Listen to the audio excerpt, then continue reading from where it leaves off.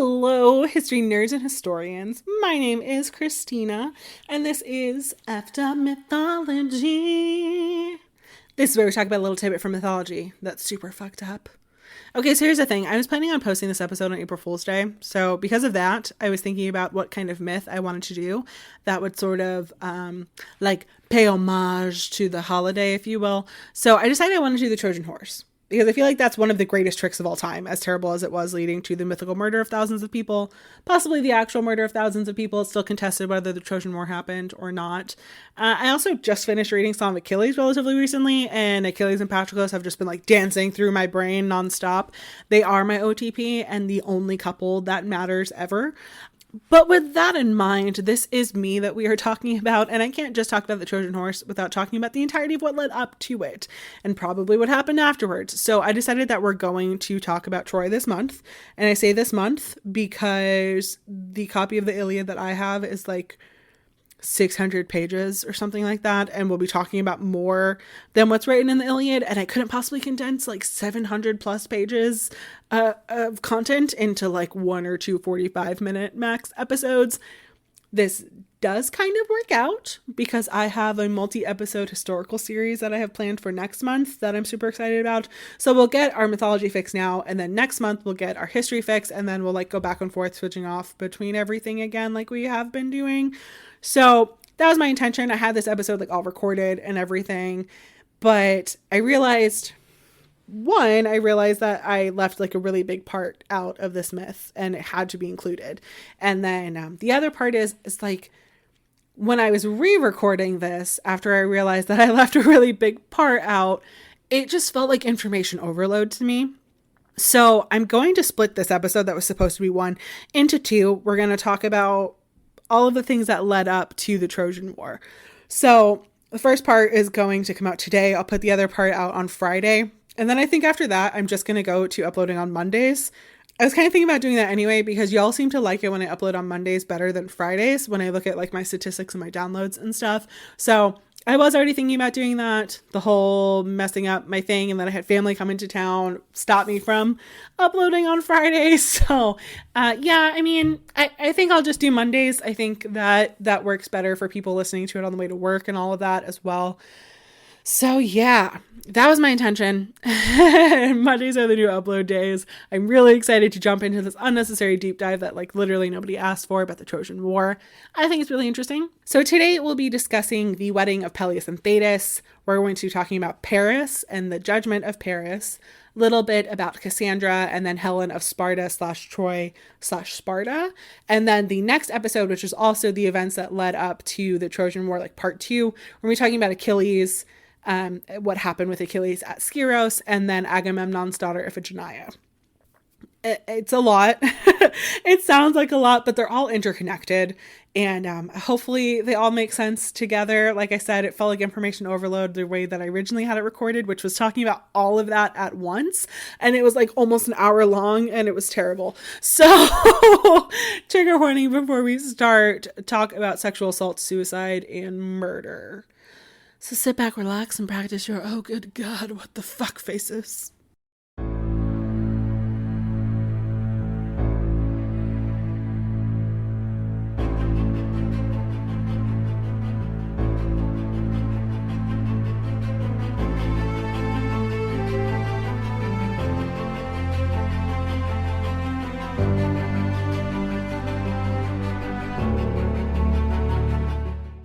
So the thing with mythology is that you can always say, like, here is where a myth begins. But mythology is so complex that although a certain point may be where people have determined a specific story to begin, there are usually other myths that have happened before that contribute to certain aspects of the myth that you're discussing.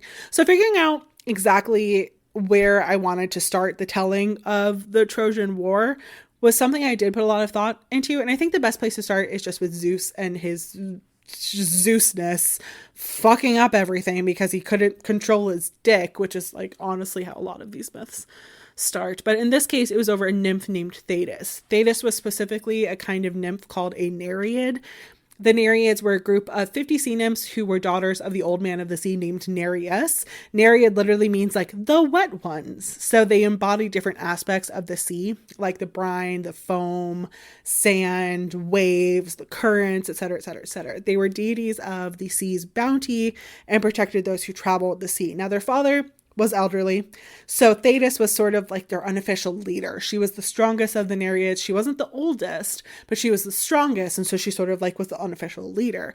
But she wasn't just a nymph who just like sat along the water or like sunbathed or lured men to their deaths or whatever. She was actually responsible for saving quite a few of the Olympians. So at one point, Poseidon, Hera, Apollo, and Athena revolted against Zeus. They thought that he had become a tyrant. They didn't like what he was doing with his power, so they actually like restrained him so that he couldn't use his lightning or he couldn't rule. And when they did this, Thetis was the one who found him and freed him. And then later on, when both Dionysus and Hephaestus were expelled from Mount Olympus and thrown into the sea, Thetis was the one who saved them again. And how did they repay her for this? Well, she was very beautiful. And before long, she caught the attention of Zeus and his brother Poseidon. They both wanted to marry her, even though they were both already married. Zeus, of course, was married to Hera, and Poseidon was married to Amphitrite. Now, Zeus and Poseidon were sort of fighting over who would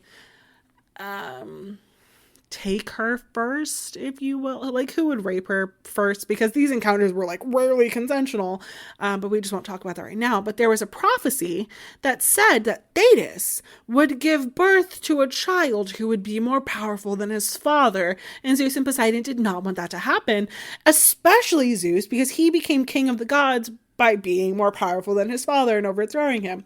So Zeus conspired with an older mortal king named Peleus that he would marry Thetis so that his child would be powerful, would be great among mortals, but not more powerful than Zeus.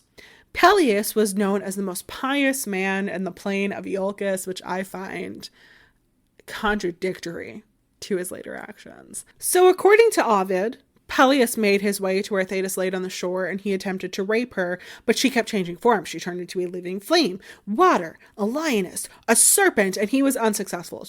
So he sought out help from the gods. So Zeus went to Chiron, who was a centaur that's known like not for violence and savagery like a lot of the other centaurs that we've discussed, but instead he deviates from the stereotype and was known for his wisdom and his knowledge of medicine and for training some of the best warriors in mythology like Heracles and Achilles and Jason and blah, blah, blah, blah, blah. But he was still a misogynist.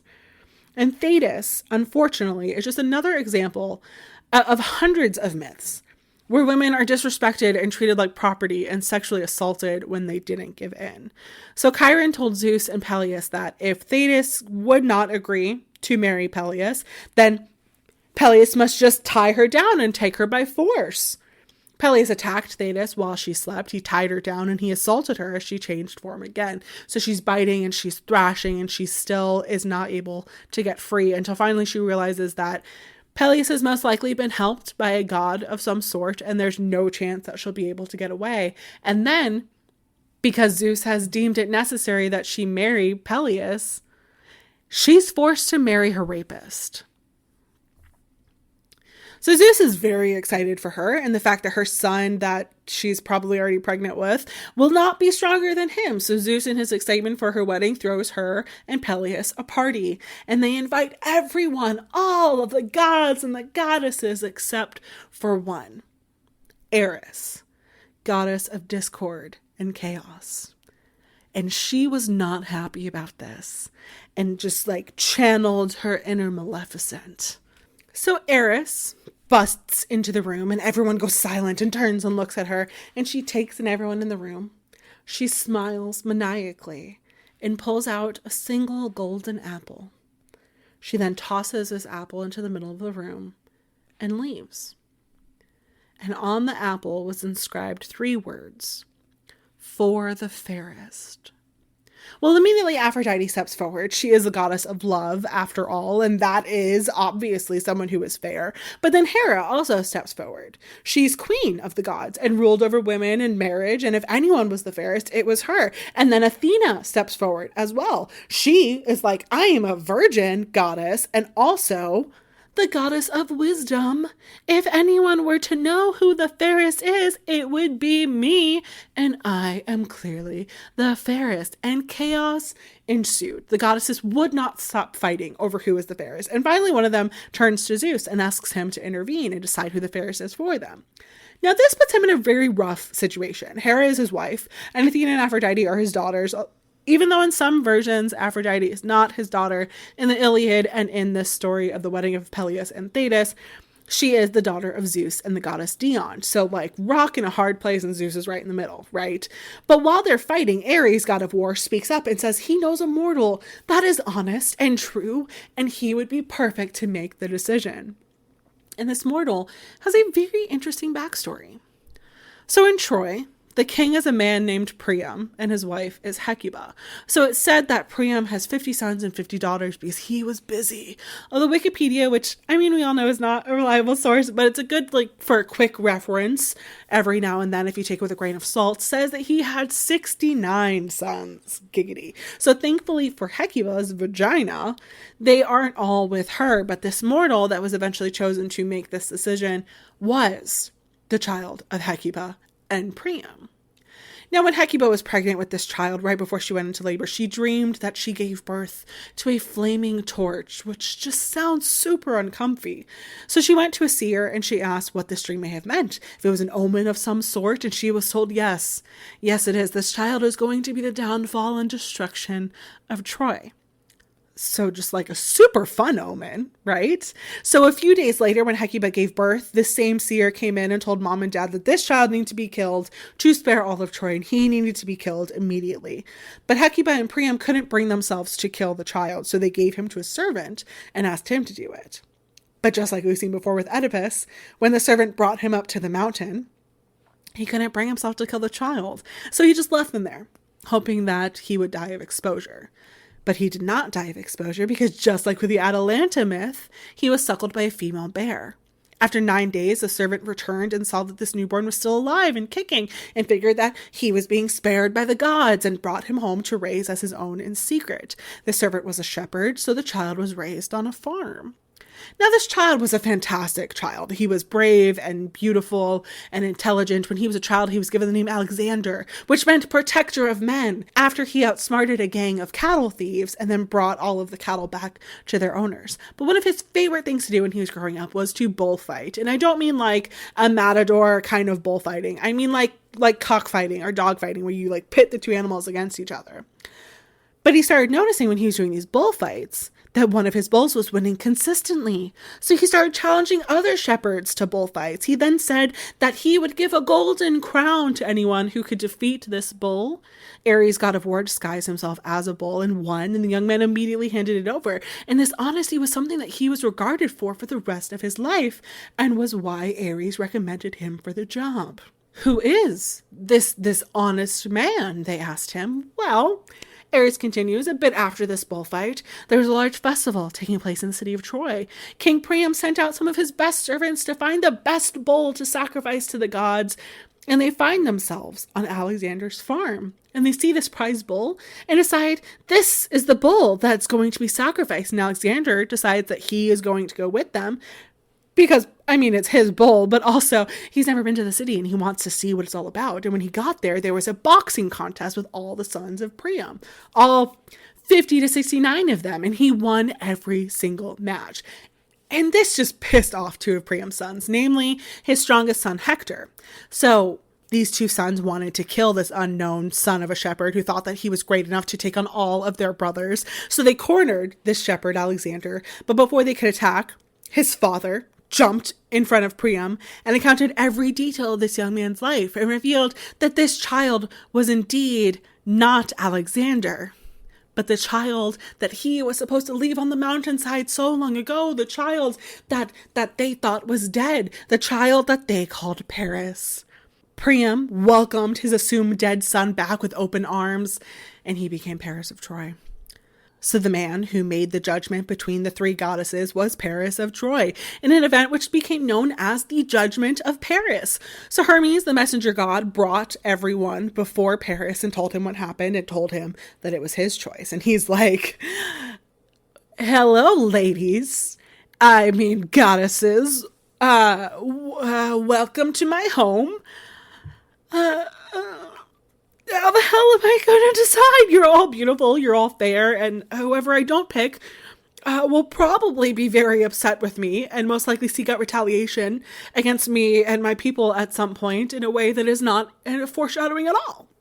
So Athena steps forward and tells him, I'm clearly the fairest, but if you choose me, I'll sweeten the deal a little bit. If you pick me, I will make you the wisest and most fierce warrior. Hera steps forward and was like, yeah, forget that. We all know I'm the fairest. And to sweeten the deal, if you pick me, I'll make you king of all of Europe and Asia, and you won't have to lift a single fucking finger, and you won't have to lose any men in the process. I'll just give it to you if you choose me. So the two of them sort of argue back and forth and are like, no, I'm better. No, I'm better. And Paris is like, ladies, ladies, ladies, these are great gifts that you're offering me, but we haven't heard from Aphrodite yet. Aphrodite, you heard what these two are offering if I pick them. Do you have anything to offer to sweeten the deal if I pick you?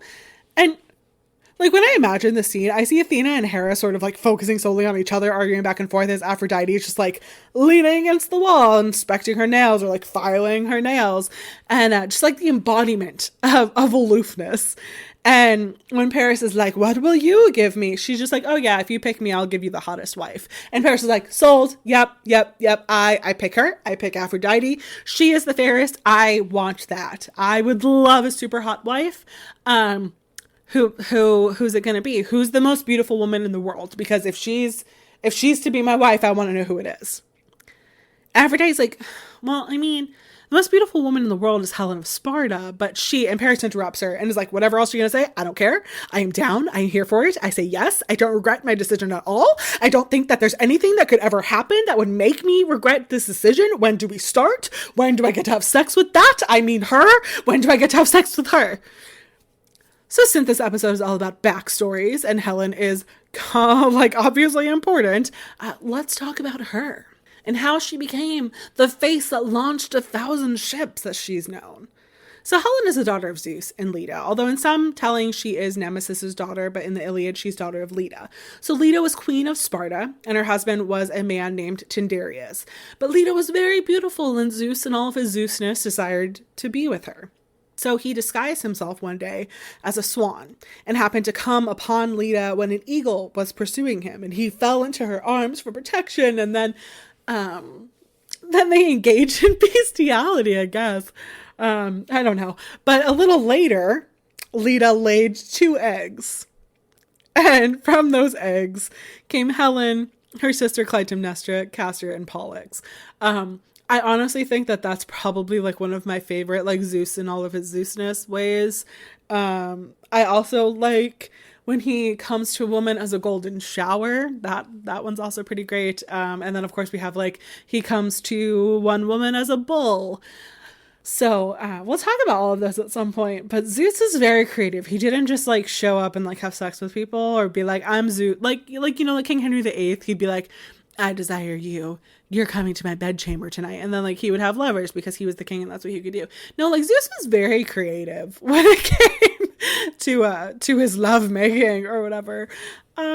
So anyway, Leda lays her eggs, and then Helen, her sister Clytemnestra, Castor, and Pollux are born. So even though these children may have been the children of Zeus, they could have also partially been the children of Tyndareus as well.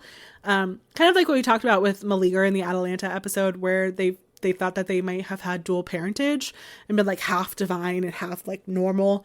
In other versions, it's explained that half of them are children of Zeus and then half of them are children of Tyndareus. So you have Helen and Pollux who are from Zeus, and then Clytemnestra and Castor who are from Tyndareus. I think that version is the one that I see more often because it links to the Castor and Pollux myth later on, where Pollux is immortal and he loves his brother so much that he begs Zeus to share his immortality with his brother. And then that's how they become Castor and Pollux of the Gemini constellation. So, I mean, regardless, Helen is daughter of Zeus.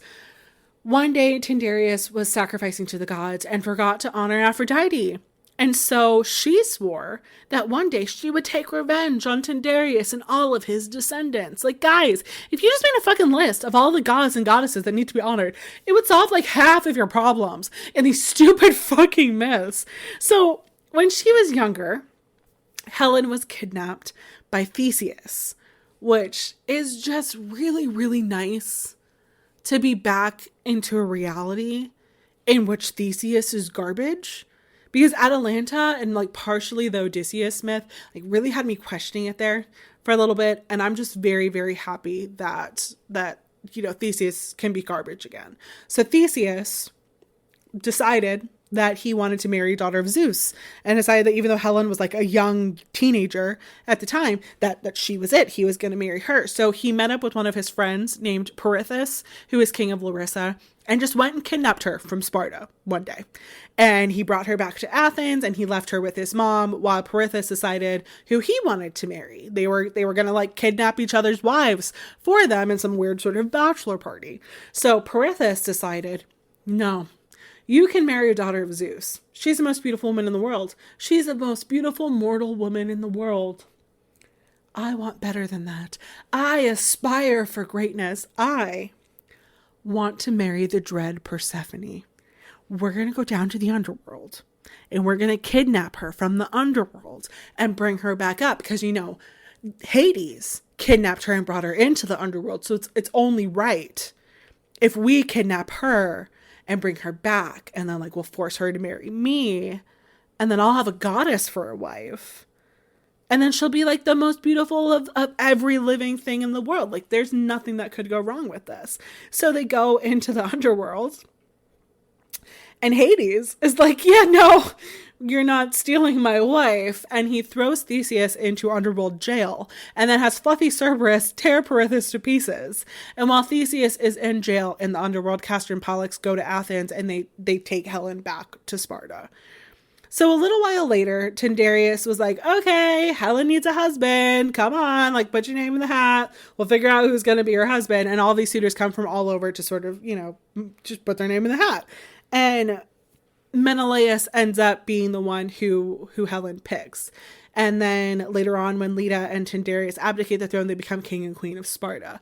But before that happens, while all of these suitors are in front of them, Tyndareus makes them pledge an oath that if Helen were to ever be abducted in the future, because it's said that she's the most beautiful woman in the world, that all of these suitors from cities all over Greece would step in and help get her back. They didn't want another Theseus situation. So one could argue that the Trojan War was indeed not caused by Paris and Paris desiring Helen, but Theseus, because if he hadn't kidnapped her, there would have been no reason for the oath. And if there was no oath, then all of these suitors and kings from all over Greece would not have been contractually obligated to fight in the coming war. Because I have a theory that everything is Theseus's fault. Now I just have to figure out a way to link every myth somehow back to Theseus. And then we would just live in a perfect world and I would reach such completion that I would probably become a constellation. You'll see me in the sky. Krystina of Effed Up History is a new constellation, probably by the Gemini constellation, because we're talking about Castor and Pollux when I made this realization. And also I'm a Gemini, so that works as well. Anyway, obligatory Theseus rant now finished. When Paris was promised Helen by Aphrodite, it wasn't like Helen and Menelaus had just gotten married. Like he just didn't make it to the meeting of suitors and that she would have picked him if she could have. No, Menelaus and Helen had 4 children together. They had a daughter named Hermione and 3 sons, Pleisthenes, Aethiolus, and Meriphias. Apologies, we all know pronunciation of Greek names is not my strong suit, but I'm doing my best. So presumably, even if she got pregnant back to back, They've still been married for at least 4 years when Paris comes to Sparta on a, quote, diplomatic mission. So when Priam mentioned that there was a need to go to Sparta, Paris volunteered, and he knew what he was going to do when he got there. He wasn't going as an emissary. He was going to steal Helen, and his sister Cassandra knew that he was going to do this as well. Now, Cassandra was a prophetess, but unfortunately she was also cursed. See, years before, the god of prophecy Apollo desired her, and she rejected him. So to try and entice her, he gave her the gift of prophecy, but she still rejected him again. Mortals don't just reject gods, you know? So Apollo cursed her. He let her keep his gift of prophecy, but no one would ever believe what she had to say. And it would be her punishment for the rest of her life to see these horrible things that were about to happen and then be utterly useless at preventing them from happening. So when Paris volunteered, she screamed and echoed the prophecy that Hecuba received before his birth, that he would be the downfall and destruction of Troy, but no one listened, and Paris left for Sparta. So when Paris gets to Sparta, he's like, yeah, I am totally here on behalf of Troy to foster good relations, and I am very good at relations. What's up, Helen? How you doing? Now, the moment that Helen looks at Paris, Eros, who is better known in popular culture by his Roman name Cupid, shoots one of his love arrows at her, and she immediately becomes crazy in love with him, so much so that when Menelaus leaves to go to Crete to attend either a birthday or a funeral, depending on what translation you read, she abandons her children and sneaks away with him back to Troy and becomes Helen of Troy. Although some versions say that she was kidnapped and taken against her will. Now, some parts of the myth say that she was very happy. Others say that she was really sad in Troy, that she regretted leaving or regretted leaving her children, at least. She's also portrayed as feeling guilty over what happened later on. This is definitely something that's seen in the Iliad. She calls herself a bitch and a traitor and you know, spends almost every scene shit-talking Paris. But when Menelaus comes back and he finds out what happens, he calls in that oath that they swore years ago before he even married Helen of Troy, that if she were to ever be abducted again, whether by her own will or not, that all of the suitors would come to defend her and would come to get her back. And Helen becomes the face that launches 1,000 ships. And that is where we're going to stop today. The next episode, we're going to talk about Achilles and everything that goes on with him. And then also Iphigenia, which is Menelaus's niece, and everything that happened with her and the rest of how the war started. So thank you so much for listening today. If you like what you heard and want to hear more, now on Mondays, although I might upload the second episode on Friday, so you might get like one more Friday episode out of me. But if you like what you heard and you'd like to hear more, please consider subscribing or leaving a review, or perhaps joining my Patreon. You can also now leave reviews on Spotify, which would be super awesome. If you have any stories from history or mythology or historical true crime prior to 1950 that you'd like to hear me discuss, please reach out. I have the next 2 months planned, next 10 episodes or so. But outside of that, I'm always looking for new ideas. I love hearing feedback from you guys. I love hearing what you think. Shout out to someone named Diamond Light on Facebook who recommended my podcast. And she said that my voice was like a melody. And that was just the sweetest compliment that I've ever gotten in my life. So thank you so much. Little shout out to you because I appreciate you. And anyway, remember, friends, history may be watching you, so don't fuck it up and don't kidnap people's wives, and always invite Eris to your party or else she will just fuck shit up. Bye.